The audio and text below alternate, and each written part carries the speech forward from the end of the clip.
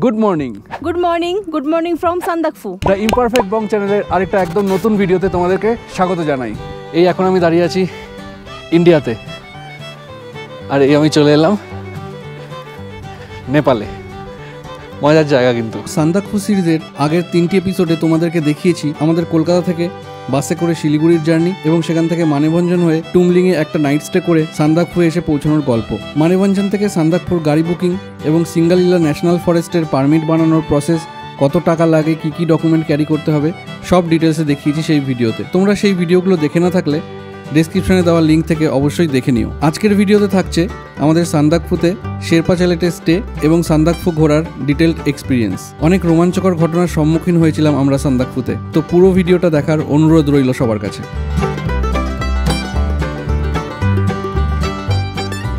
তো এখন সময় হয়েছে দুপুর 1:30, আমরা এসে পৌঁছলাম সান্দাকফু। এই হলো আমাদের এবারে স্টে সান্দাকফুতে, শেরপা চ্যালেট। আর তার পাশেই এখানে রয়েছে সানরাইজ হোটেল। এইখানটায় রয়েছে ওই বিল্ডিংটা যেটা ছাদে সবাই সানরাইজ দেখতে যায়, কিন্তু এখন মেঘে একদম হারিয়ে গেছে। এই এখন পরিস্থিতি সান্দাকফুর মে মাসের 5 তারিখে। প্রচণ্ড ঠান্ডা, হাত ফাত একদম জমে গেছে। একটা দিনের জন্যই বুকিং করেছি, আজকে এখানে থাকবো, এই জায়গাটা আশপাশটা ঘুরবো, তোমাদেরও ঘুরে দেখাবো। আর কালকে সকালে যদি ওয়েদার ক্লিয়ার থাকে তাহলে সানরাইজ হোটেলের ছাদে গিয়ে সানরাইজ দেখার ইচ্ছা আছে। চলো তোমাদের শেরপা চ্যালেটটা একটু ঘুরিয়ে দেখাই। এই হলো মেন এন্ট্রান্স। এখান থেকে ঢুকেই কিন্তু ডাইনিং শুরু। এই হচ্ছে ওদের কিচেন, এখানে রিসেপশন এরিয়া, আর এই পুরোটাই কিন্তু ডাইনিং। বেশ বড় ডাইনিং এরিয়া। পেছনে একটা ছোট্ট ব্যালকনি রয়েছে, সেখান থেকে এই অসাধারণ ভিউ। নিচে রডোডেনড্রন ফুটে আছে, এখানেও প্রচুর ফুল গাছ। আমাদের রুমটা আছে ওপরে, সেকেন্ড ফ্লোরে। ডাইনিং থেকে বেরিয়ে এসে এই মেন এন্ট্রান্সের বাদিক দিয়ে সিঁড়িটা রয়েছে বাইরে দিয়ে, এখান থেকে সিঁড়ি। তার আগে এখানে বুখারি দেখতে পেয়ে গেলাম, এবং কাঠ দিয়ে রেডি হচ্ছে বুখারি। এর উপরে গরম জল হয়, আর এই টোটাল এরিয়াটাও পুরো গরম থাকে। এখানে চিমনি করা আছে, ধোঁয়া বেরিয়ে যায় বাইরে। আর এই ওপর দিয়ে গেলে সব রুমগুলো আছে। এই হলো ফার্স্ট ফ্লোর, এখানে পরপর অনেকগুলো রুম রয়েছে। এই রুমটাতে আছে সর্বাণীরা, এটা ভিউ রুম। রুমের জানলা দিয়ে কাঞ্চনজঙ্ঘা দেখা যাওয়ার কথা। আর এই উপরে আমাদের রুম সেকেন্ড ফ্লোরে। আমরা এখন আছি সেকেন্ড ফ্লোরে। এই হচ্ছে আমাদের রুম 403। এটা ট্রিপল শেয়ারিং রুম। এখানে একটা ডাবল বেড রয়েছে, দুটো মোটা মোটা ব্ল্যাঙ্কেট দিয়েছে, দুটো পিলো আছে, আর এখানেও ইলেকট্রিক ব্ল্যাঙ্কেট রয়েছে। আমরা এসেই এটা চালু করে দিয়েছি। এখানেও একটা বেড রয়েছে, এটা সিঙ্গেল বেড, কিন্তু দুটো রোগা রোগা লোক শুয়ে পড়তে পারবে এখানে। আর এই হচ্ছে রুম থেকে ভিউ। অসাধারণ একটা ভিউ এক্সপেক্টেড এখান থেকে, কিন্তু আপাতত এই হচ্ছে কন্ডিশন ওয়েদারের, একদম মেঘে ঢাকা। আর পুরো হোটেলটাই কিন্তু কাঠের, একদম পুরোটা কাঠের, ফ্লোরও কাঠের। এমনি ভালো পরিষ্কার পরিচ্ছন্ন, ফ্লোরে কার্পেটও পাতা রয়েছে। এখানে একটা ছোট্ট টেবিল আছে, এখানে একটা ইলেকট্রিক কেটল দিয়েছে, আর একটা টাওয়েল আছে। এদিকেও একটা জানলা, এখান থেকেও খুব সুন্দর ভিউ। আর এই পাশে রয়েছে ছোট্ট একটা টয়লেট, খুবই ছোট টয়লেটটা। এখানে একটা কমোড রয়েছে, আর এই হচ্ছে বালতি আর কল রয়েছে। গরম জলের ব্যবস্থা কিন্তু এখানে কোথাওই নেই, গরম জল চাইলে এরা বালতি করে দিয়ে যাবে। রুমের স্পেস মোটামুটি ঠিকঠাক, আর এখানে অ্যামিনিটিসও খুব বেশি এক্সপেক্ট করাটাও বোকামো। এখানকার হোটেলগুলোর মধ্যে এটা একটা অন্যতম ভালো হোটেল। এই রুমের ভাড়া আমাদের পড়েছে পার রুম 5,500 টাকা করে। তার মধ্যে ইনক্লুডেড আছে ব্রেকফাস্ট আর ডিনার। লাঞ্চ কিন্তু এখানে আলাদা করে পারচেস করে খেতে হবে। এখানকার সব হোটেলে মোটামুটি এরকমই রেট, খুব বেশি হোটেলের অপশন নেই, কয়েকটাই আছে। উপরেও ফ্লোর রয়েছে, পুরোটাই কিন্তু কাঠের। উপরেও বেশ কয়েকটা রুম আছে। তো এই শিখর লজের টোটাল 11টা রুম রয়েছে, তার মধ্যে দুটো আছে ডরমেটরি। ডরমেটরিগুলো একটা 8 জনের, একটা 10 জনের। সেগুলোর ভাড়া হচ্ছে পার হেড পার ডে 1,050 টাকা করে। তার মধ্যে সেম আমাদের মতনই ব্রেকফাস্ট আর ডিনার ইনক্লুডেড। আর বাকি রুমগুলো আছে 3,500, 4,500, 5,500, 6,000 এরকম রুম। ভিউ রুম যেগুলো আছে কাঞ্চনজঙ্ঘা ভিউ রুম, সেগুলোর প্রাইস একটু বেশি। আমরা যে রুমটাতে আছি সেটা এখানে সবচেয়ে ভালো room, Kanchenjunga view room, 3 bedroom, তার জন্য ওটার প্রাইস হচ্ছে 6,000। আমরা একটু নেগোশিয়েট করে 5,500 পেয়েছি। আর সব রুমে কিন্তু অ্যাটাচ টয়লেট তোমরা পেয়ে যাচ্ছ এখানে। অন্যান্য জায়গায় যেরকম ডরমিটরিতে কমন টয়লেট থাকে, এখানে কিন্তু সেরকম না, সব রুমে অ্যাটাচ টয়লেট রয়েছে। দেখো এই হোটেলের পেছনটা এখন এরকম জাস্ট মিলিয়ে গেছে মেঘের মধ্যে, কিচ্ছু দেখা যাচ্ছে না। তোমাদের রুমটা ঘুরে দেখালাম। এই রুমটা কখনোই 5,500 টাকার রুম না, এরকম মনে হতে পারে, কিন্তু এখানে এরকমই সব রুম রেট। কারণ এই জায়গাটা তো একদম দুর্গম একটা জায়গা, এখানে কোনো রকম ট্রান্সপোর্টেশন নেই। এখন আছি আমরা 3636 মিটার অল্টিটিউডে, তো সেই কারণেই এত রিমোটে বলে এখানকার রুমগুলো এরকম কস্টলি। আর খাওয়া দাওয়া কিন্তু এখানে বেশ কস্টলি, মানে ওই 5,500 টাকার রুমের মধ্যে আমাদের দুজনের ব্রেকফাস্ট আর ডিনার ইনক্লুডিং রয়েছে, কিন্তু লাঞ্চগুলো এখানে সব জায়গায় আলাদা করেই কিনে খেতে হয়। হ্যাঁ আসছি, তো চলো খাবার এসে গেছে, এবার খাবারটা দেখাচ্ছি তোমাদের। তো এই হচ্ছে লাঞ্চ, এখানে ভাত, আলু ভেন্ডির সবজি, পাঁপড়, স্যালাড আর ডাল রয়েছে, আর এই হচ্ছে অমলেট। এই যে লাঞ্চটা আমরা নিয়েছি এটার প্রাইস হচ্ছে 300, আর এর মধ্যে ইনক্লুডেড আছে সন্ধ্যাবেলা একটা স্ন্যাক্স। এই হচ্ছে খাবার দাবার, আর এই হচ্ছে এখানকার পরিস্থিতি। তো চলো খাওয়া দাওয়া শেষ করি, তারপর আবার আসছি। আলু ভাজা নিয়ে এসছে সর্বাণী, ও মোটামুটি একটা মিনি কিচেন ক্যারি করেছে সাথে, সব আছে ওর কাছে।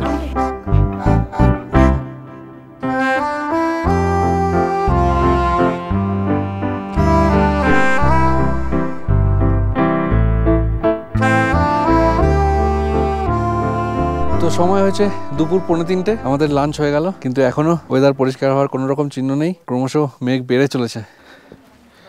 এই রাস্তা দিয়ে আমরা এলাম, এই রাস্তার ডান দিকটা হচ্ছে নেপাল আর রাস্তার বাঁ দিকটা হচ্ছে ইন্ডিয়া।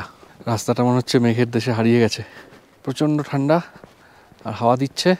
এই এখন আমি দাঁড়িয়ে আছি ইন্ডিয়াতে, আর এই আমি চলে এলাম নেপালে। মজার জায়গা কিন্তু। ফালুট এখান থেকে 21 কিলোমিটার, ওই জায়গাটাও কিন্তু অদ্ভুত সুন্দর, কিন্তু ওখানে একটাই স্টে রয়েছে। ওই রাস্তা কিন্তু আরো দুর্গম, ওখানে যেতে গেলে আরেকটা দিন হাতে নিয়ে এলে সুবিধা। পুরোটা কিন্তু গাড়ি যায় না ফালুটে, লাস্ট 3-4 কিলোমিটার ওয়েদারের উপর ডিপেন্ড করে কিছুটা পথ লাস্ট হেঁটে যেতে হয়। কিরকম ভয়ানক হাওয়া দিচ্ছে দেখো একবার, শুধু আর থাকতে পারলাম না, এটা পরে নিতেই হলো। সান্দাকফুতে কিন্তু পুরো রডোডেন্ড্রনে ভরা, আমরা রাস্তায় আস্তে আস্তে দেখলাম, ভিডিওতেও কিছুটা ক্যাপচার করার চেষ্টা করেছি, কিন্তু এই জায়গার জাস্টিস কখনোই ক্যামেরা করতে পারবে না। এই জায়গাটা এতটাই সুন্দর, নিজে চোখে না দেখলে উপলব্ধি করা যাবে না। ওয়েদার ক্লিয়ার থাকলে কাঞ্চনজঙ্ঘাটা দেখতে পেলে আমাদের মন খুশি হয়ে যেত। এই সামনে থেকেই কিন্তু পুরো একদম কাঞ্চনজঙ্ঘা রেঞ্জ, এভারেস্টের রেঞ্জ সমস্তটা একদম ক্লিয়ার দেখা যায়, কিন্তু আনফর্চুনেটলি আমরা এখন অবধি ওয়েদার ক্লিয়ার পাইনি। এই হলো সানরাইজ হোটেল, এর ছাদ থেকে কিন্তু সবাই দেখে সানরাইজ। যারা সানরাইজ হোটেলে থাকছে না তারাও কিন্তু সানরাইজ হোটেলের ছাদে এসে সানরাইজ দেখে, তার জন্য হয় তাদের ব্রেকফাস্ট করতে হয় এখানে, না হলে 50 টাকা করে টিকিট লাগে। সানরাইজ হোটেলের পেছনে কিন্তু এরকম প্রচুর বড় একটা মাঠ মতো করা আছে। আমি এখন একাই বেরিয়েছি এই সানরাইজ হোটেলের পাশের সরু রাস্তাটা দিয়ে উপরের দিকে যাচ্ছি। দেখো কিরকম মেঘ ঢুকছে পাহাড়ের মধ্যে।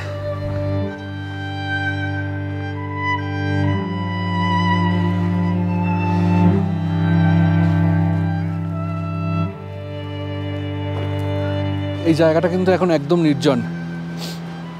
আওয়াজটা শুনতে পাচ্ছ? হাওয়া দিচ্ছে পাইন ফরেস্টের মধ্যে দিয়ে, ভয়ানক রোমাঞ্চকর একটা জায়গা। দেখো ফরেস্টটা শুধু দেখো।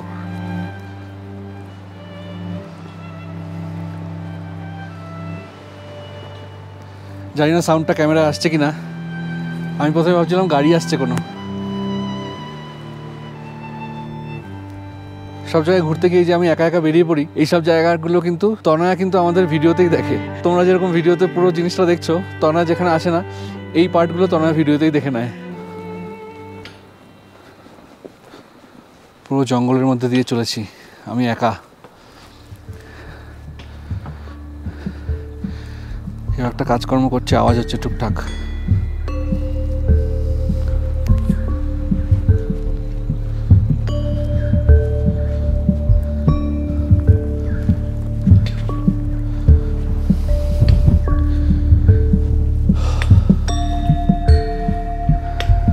তো একদম টপে চলে এসেছি। এই ঝাউবন থেকে সোজা উঠে এলে একটা সুন্দর ভিউ পয়েন্টের মতো জায়গা রয়েছে। সিচুয়েশন আপাতত এরকম।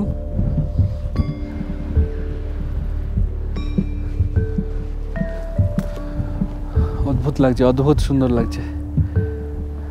এখানেও কিন্তু একটা হোটেল তৈরি হচ্ছে এখন, এই দূরে কনস্ট্রাকশনের কাজ চলছে, টুকটাক আওয়াজ হচ্ছে।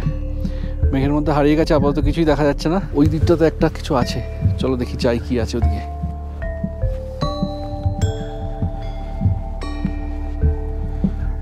এখানে একটা এরকম চেম্বার টাইপের করা রয়েছে, জানি না কিসের। আর দিক থেকে পৃথিবীর শেষ মনে হচ্ছে এখানে। এই যে এই বিল্ডিংটা এখানে তৈরি হচ্ছে, হালকা দেখা যাচ্ছে মেঘের মাঝে। সময় হয়েছে দুপুর 3টে। ভিডিওতে হয়তো আমাকেও ক্লিয়ার দেখা যাচ্ছে না, কিন্তু আমার কথায় তোমরা বিশ্বাস করে নাও, জায়গাটা অপূর্ব সুন্দর। এই উপরে ওদের প্রেয়িং ফ্ল্যাগ উঠছে কতগুলো, নিশ্চয়ই কোনো প্রেয়ার স্পট বা একটা ছোট্ট মন্দির টাইপ আছে কিছু, কিন্তু রাস্তা কিন্তু নেই, এরকম পাহাড় বেয়ে বেয়ে উপরে উঠতে হবে। এখানটা আপাতত কেউ নেই, শুধু আমি একাই আছি। অদ্ভুত রোমাঞ্চকর কিন্তু একটা জায়গা, একদম থ্রিলিং এক্সপিরিয়েন্স।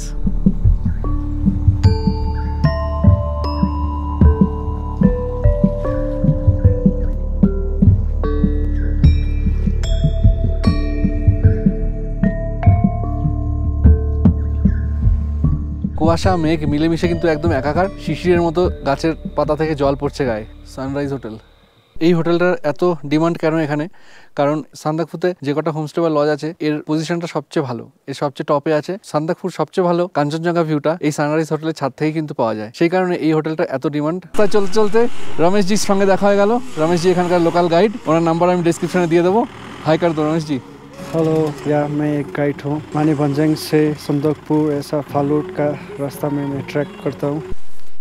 গোবদারির ওপর শিশির জমে যাচ্ছে, এত ঠান্ডা। তো মনটা একটু খারাপ লাগছে, কারণ ওয়েদারটা ক্লিয়ার নেই। সান্দাকফু হচ্ছে ওয়েস্ট বেঙ্গলের এমন একটা জায়গা যেখান থেকে কাঞ্চনজঙ্ঘার নিচে মেঘ থাকে। এই ভিউ একমাত্র সান্দাকফু থেকেই দেখা যায়। গোটা এভারেস্ট রেঞ্জ এই ওয়েস্ট বেঙ্গলের এখান থেকেই কিন্তু দেখা যায়। কমপ্লেন করছি না, আমি কিন্তু ফুল এনজয় করছি। তোমরা কীরকম এনজয় করছো কমেন্ট করে অবশ্যই জানিও। ভিডিওটা ভালো লাগলে লাইক করো।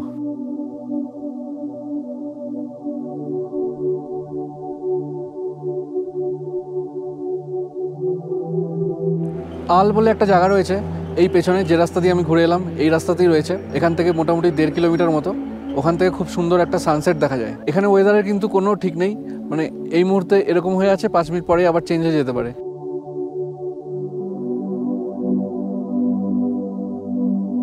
এইগুলো হচ্ছে জিটিএ ট্রেকার্স হাট। আর আরেকটু নিচে নেমে গেলে হয়েছে নমো বুদ্ধা হোটেল, ওটা কিন্তু ইন্ডিয়ার একমাত্র হোটেল। বাকি সামনে আমরা যেখানে আছি শেরপা চ্যালেট, আর তার পাশে সানরাইজ, ওগুলো কিন্তু নেপালে। এখন এই নিচের দিকের রাস্তায় নেমেছি, টুমলিন থেকে যে রাস্তাটা দিয়ে এলাম সেই রাস্তা দিয়েই নিচের দিকে যাচ্ছি। এখানে একটা মন্দির আছে, রাস্তাটা নেমে যাচ্ছে ওই মন্দিরে।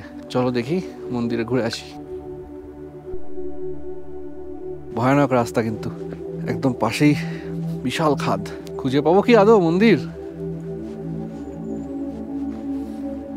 অনেকটা চলে এসেছিলাম, কিন্তু তারপর দেখছি রাস্তা এরকম নিচে নেমে যাচ্ছে। ক্যামেরাতে তো দেখাও যাবে না অত ভালো করে, এই নিচে অনেক নিচে চলে যাচ্ছে। আমরা রিস্ক নিচ্ছি না, আমরা ওপরেই ফিরে যাচ্ছি, কারণ এই চড়াইটা উঠতে নামার সময় তো নেমে যাওয়া আরামসে, চড়াইটা উঠতেই কিন্তু অবস্থা খারাপ হবে। আর ওদিকে আমাদের একজন এসএসবির একজন ক্যাপ্টেন আমাদের বললেন যে এখানে গাইড ছাড়া এদিক ওদিক যাবেন না, কারণ ওয়াইল্ড অ্যানিমেল এখানে চলে আসতে পারে। তো বেকার রিস্ক নিয়ে লাভ নেই, অ্যাডভেঞ্চার করার চক্করে ফিরে যাই হোটেলে। এরকম গাছ উপরে পড়ে আছে রাস্তার মাঝে। তো সময় হচ্ছে বিকেল 4টে, অনেক অ্যাডভেঞ্চার করে হোটেলে ফিরে চলে এসেছি। হোটেলের সামনে অবস্থা কিন্তু খারাপ, এখানে কিন্তু একটু হাঁটাচলা করলেই শ্বাসের কষ্ট হচ্ছে। তো এখন রুমে গিয়ে একটু রেস্ট নেবো। তো এই বুখারি জ্বলছে, বুখারির সামনে একটু হাত পা সেখানে, এই জায়গাটা বেশ গরম আছে এখন। হাত পা পুরো একদম শূন্য, অবশ হয়ে গেছে, কোনো সার নেই হাতে।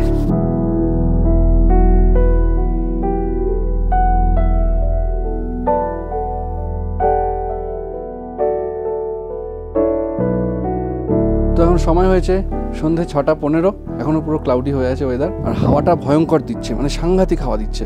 রুমের মধ্যে থেকে প্রথমে বুঝতে পারছিলাম যে কিসের আওয়াজ হচ্ছে, মানে ভয়ঙ্কর জোরে আওয়াজ হচ্ছে। আর যেহেতু বাড়িটার ওপরটা পুরোটা কাঠের, তার জন্য মনে হচ্ছে যেন নড়ছে, এত জোর হাওয়া দিচ্ছিল। সন্ধ্যা হওয়ার পর ঠান্ডা যেন আরও বেড়ে গেল। টেম্পারেচার দেখতে পাচ্ছি না, কারণ এখানে কোনো রকম নেটওয়ার্ক নেই। আর হোটেলে ওয়াইফাই আছে, কিন্তু ওয়াইফাইয়েরও এখন সার্ভার ডাউন আপাতত। এই আবার এই বুখারির সামনে চলে এসেছি। সব লোকজন কিন্তু এখানেই সন্ধ্যাবেলাটা বসে এনজয় করে। আর এখানে ডিনার টাইম কিন্তু খুব আর্লি, এখানে 7:30 থেকে 8:30 মধ্যে ডিনার করে নিতে হবে। তো আমাদের ইভিনিং স্ন্যাক্স চলে এসছে। এই যে এখানে ভেজ পাকোড়া রয়েছে। আমরা এই বুখারি ছেড়ে কিন্তু উঠছি না, এই জায়গাটা খুব আরাম লাগছে। বাইরে কিন্তু ভয়ঙ্কর হাওয়া দিচ্ছে, টিকা যাচ্ছে না, এত হাওয়া আর এত ঠান্ডা।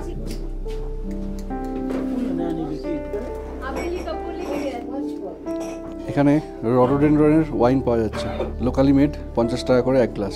তো এখন সময় হয়েছে রাত 8:30। আমরা কিন্তু আর রুমে যাইনি, সেই সন্ধ্যা থেকে এখানেই বসেছিলাম বুখারির সামনে। ডিনারের এন্ডিং টাইম চলে এসেছে, 8:30 এখানে ডিনার শেষ হয়ে যায়। তো আমরা এখন খেতে এসেছি, চলো দেখাচ্ছি ডিনারে কি কি আছে। এখানে আছে রুটি, এখানে রাইসও আছে, এখানে ডাল আছে, গোবি আলুর তরকারি, আলু বিনসের তরকারি, এখানে আছে চিকেন, স্যালাড। তো একদম সিম্পল, শুধু রাইস, চিকেন আর স্যালাড নিয়ে নিয়েছি। আমাদের ডিনার হয়ে গেল, ভালোই ছিল খাবার দাবার। তো দেখি সকালে আমরা সানরাইজ দেখতে পাই কিনা, দেখতে পেলে অবশ্যই তোমাদের সঙ্গে শেয়ার করব। তো ভিডিওটা পুরোটা দেখো। গুড নাইট, আবার কাল সকালে দেখা হবে। এখন রাত 2টো বাজে। আমরা 9:30টার সময় শুয়ে পড়েছিলাম, কিন্তু তারপর থেকে যা ভয়ঙ্কর ঝড় উঠেছে বাইরে, ঘুমোতে পারিনি একটু। প্রচন্ড মাথা ব্যথা করছিল, মাথা ব্যথার ওষুধ খেলাম। বিল্ডিংটা কাঠের, মচমচ করে আওয়াজ হচ্ছে, জানলা দরজা সব কাঁপছে।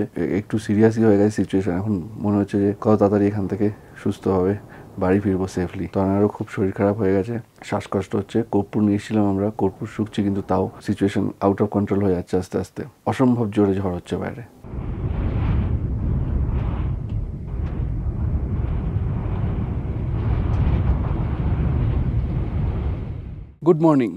Good morning from Sandakphu.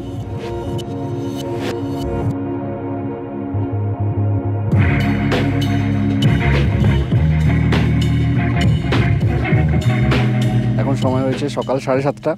কালকে রাত 2টোয় তোমাদেরকে যে আপডেট দিয়েছিলাম, আমাদের অবস্থা খুব খারাপ হয়ে গেছিল। সারা রাত অলমোস্ট ঘুমাতেই পারিনি, 1-1.5 ঘন্টা মতো ঘুমিয়েছি। ভোর 4টে থেকে আমি উঠে বসে আছি সানরাইজ দেখার আশায়, কিন্তু কোনো চান্স ছিল না। একদম এরকমই ওয়েদার হয়েছিল সকাল থেকেই। সকালে একটু ক্লিয়ার হয়েছিল, এই সাইডে নিচের কিছু রাস্তা, ছোট ছোট গ্রামগুলো দেখা যাচ্ছিল, কিন্তু এখন আবার একদম মেঘে ঢেকে গেছে। এই সিচুয়েশন এখন, এই শেরপা চ্যালেট আর তার পাশেই সানরাইজ, কিন্তু সানরাইজ দেখা যাচ্ছে না। এইখানটাতে রয়েছে সানরাইজ হোটেল। আর এই যে হাওয়াটা দেখতে পাচ্ছ, সারা রাত এরকম হাওয়া চলেছে, এর চেয়েও ভয়ঙ্কর জোর হাওয়া চলেছে। কাঁচ দরজা যেন ভেঙে ঢুকে আসবে হাওয়া, এত জোর হাওয়া দিচ্ছিল। এই যে তনয় উঠে গেছে। খুব খারাপ অবস্থা আমার। কালকে তো সারা রাত ঘুমাতে পারিনি, প্রচণ্ড ব্রিদিং প্রবলেম হচ্ছিল, তেমনি ট্রিমেন্ডাস ঠান্ডা। আর আমাদের ওখানে আমফানে যেরকম অবস্থা হয়েছিল, মানে যেরকম সাউন্ড, হাওয়ার যেরকম ঝড়ের আওয়াজ হয়েছিল, এখানে সারা রাত অ্যাজ ইট ইজ সেম সাউন্ডে হাওয়া বইছে। তো ঠিক আছে, আমরা সবাই সুস্থ আছি। এইটা ছিল আমাদের রুম। আমরা রুম থেকে কিন্তু এই জানলা দিয়েই পুরো ভিউ পাচ্ছিলাম এই দিকটার। এই দিক থেকে পুরো রেঞ্জগুলো দেখা যায়, কাঞ্চনজঙ্ঘা, এভারেস্ট, সব রেঞ্জগুলো এখান থেকে দেখা যাওয়ার কথা। আর সানরাইজটা হয়েছে ঠিক এই জায়গা থেকে। তো কাঞ্চনজঙ্ঘার ওপর সূর্যের একটা দারুণ আলো পড়ে, সেটাই মায়াবী লাগে দেখতে। তো আনফর্চুনেটলি এবার সেই ভিউ আমরা দেখতে পেলাম না, তোমাদেরও দেখাতে পারলাম না, কিন্তু আবার আসবো এই আশা নিয়েই এখান থেকে বেরোবো। এত ঠান্ডা, গাড়ি স্টার্ট হতেও কিন্তু প্রবলেম হচ্ছে। এখন তো টয়লেটে রানিং ওয়াটার রয়েছে, কোনো অসুবিধা নেই, কিন্তু এই নভেম্বর ডিসেম্বর ওই উইন্টার সিজনে কিন্তু রানিং ওয়াটার সবসময় থাকে না, কারণ জল জমে যায়, ওই সময় বরফ হয়ে যায়। তো ওই সময় কিন্তু খুব মুশকিল হয়ে যায়, কিন্তু ভিউটাও ওই সময় অন্যরকম থাকবে, পুরো বরফে ঘেরা একদম সান্দাকফু থাকবে। যে কোনো টুরিস্ট স্পটে ঘুরতে আসারই কিন্তু কোনো পারফেক্ট সিজন বলে কিছু হয় না। মানে কেন এই কথা বলছি, কারণ একটা সিজনে কিন্তু একটা জিনিস দেখতে পাওয়া যায়। মানে তোমরা যদি বরফ দেখতে চাও তাহলে ডিসেম্বর জানুয়ারি মাসে আসতে হবে, ফুল দেখতে চাইলে মে মাসে আসতে হবে। তো এইরকম একটা টাইমের কিন্তু এক রকম বিউটি হয়। গুগলে যে টাইমটা দেখায় যে বেস্ট টাইম টু ভিজিট, সবচেয়ে সেফ সাইডের যে সময়টা একদম সবকিছু টিপটপ থাকে, তো সব একসাথে পাওয়া যাবে না। যে টাইমে আসো সেই টাইমে কিছু জিনিস কম্প্রোমাইজ করতেই হবে। আমরা এই টাইমে এসেছি, আমরা এখন কি কম্প্রোমাইজ করছি, আমরা পুরো মেঘের মধ্যে ঢেকে বসে আছি, কিছুই দেখতে পাচ্ছি না, কিন্তু এটার কিন্তু একটা আলাদা বিউটি আছে। এই মেঘে মোড়া পাহাড়, এই যে রোমাঞ্চ, এই যে থ্রিল, এখানকার মিস্টিক একটা ব্যাপার, এই বিউটিটা কিন্তু একদম ভাষায় বর্ণনা করা যাবে না। তোমরা এখানে আসো, এসে নিজেদের মতো করে এনজয় করো। এখন এখানে ব্রেকফাস্ট করবো, 7:30টার সময় এখানে ব্রেকফাস্ট টাইম। তো চলো ব্রেকফাস্টে কি মেনু আছে দেখাচ্ছি তোমাদেরকে। তো আমাদের ব্রেকফাস্ট চলে এসছে। এখানে আছে bread, poach, peanut butter, jam. এখানে খাবারের কিন্তু খুব বেশি অপশন নেই, 2-3টি অপশন আছে, ব্রেড অমলেট, ব্রেড পোচ আর ম্যাগি। এখন সময় হয়েছে সকাল 8টা। আমাদের ব্রেকফাস্ট হয়ে গেল এবং সান্দাকফুকেও এবার বিদায় জানানোর পালা। 9টায় আমাদের চেক আউট, 9টায় গাড়ি বলা আছে। আমরা এখান থেকে এখন যাব মানেভঞ্জন, দেন ওখান থেকে গাড়ি চেঞ্জ করে আজকে আমরা লেপচা জগতে থাকবো। তো এই ভিডিওটা এখানেই শেষ করছি। ভিডিওটা কেমন লাগলো অবশ্যই কমেন্ট করে জানিও, ভালো লাগলে একটা লাইক করে দিও, আর চ্যানেলটা এখনো সাবস্ক্রাইব করা না থাকলে রিকোয়েস্ট করছি সবাইকে সাবস্ক্রাইব করে দিও। দেখা হচ্ছে নেক্সট ভিডিওতে আমাদের লেপচা জগতের গল্প নিয়ে। এখনকার জন্য টাটা, সবাই ভালো থেকো।